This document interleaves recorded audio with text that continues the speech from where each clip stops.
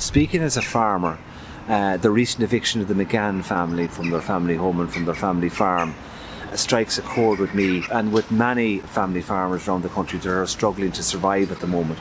Many of us, thankfully, are not in financial distress, but there's those who do suffer financial distress because they were encouraged to take out loans that they couldn't afford. They are the parties to this equation in terms of the boom and bust that have not been bailed out. It's an outrage that family farms in Roscommon and on a national scale, that the national community and future generations and posterity of the Irish people can be mortgaged for the benefit of largely foreign financial interests that have no interest in this country or its people, only what they can get out of this country.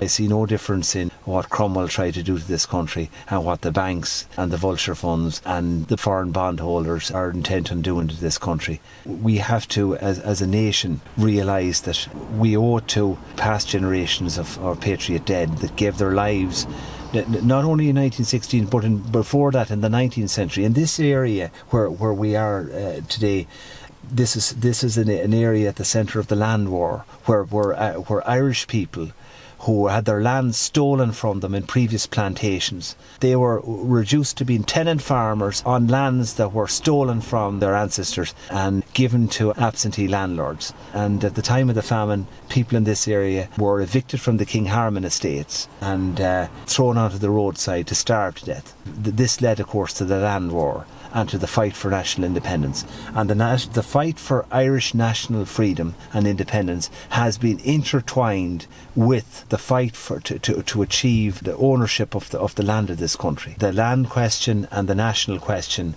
certainly in County Roscommon and certainly in Strokestown where we are today, are intertwined. There's a famine museum a few yards away here in Strokestown Park House that commemorates those events. Sadly, we're only given lip service to those historical events. They were only a means of raising local tourism revenue rather than rekindling in the people of Roscommon and the people of this country their love of country and our appreciation of what sacrifices were made on behalf of us here today by our forebears who suffered and died and struggled to give us and give the Irish people a future. And that's what the National Party is about, is rekindling that appreciation and that love of country and that love of national community and community spirit. We've seen community spirit here at this protest today, and it wasn't okay. There was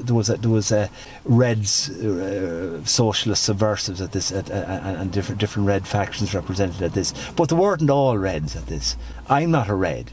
And I met people from Roscommon, I met people from Longford who are at this in support of the family, who are just there as gesture of community support for this family and for the principle of land ownership. While I was at this event, I was handed this piece of leftist red propaganda. These people are not supporting the people of Strokestown or the people facing evictions by financial institutions. All they want is to advance their anti-national cause. These people are as much the enemies of the Irish people and people who find themselves in wage and debt slavery as the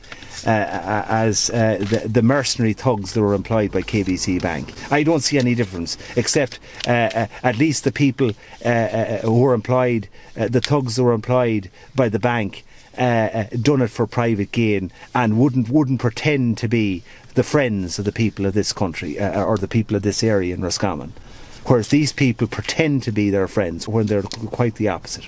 What was really upsetting for me was to see extreme left-wing groups, red factions here today, attempt to hijack the very serious issue and the justified local anger there is at recent events here with the eviction of the McGann family from their family home before Christmas. Again, I spoke earlier about the land wars here, and I talked about the background to it, where tenant farmers, tenants to who? Tenants to people who were planted in here by the English occupying force, who robbed the land of the Irish people.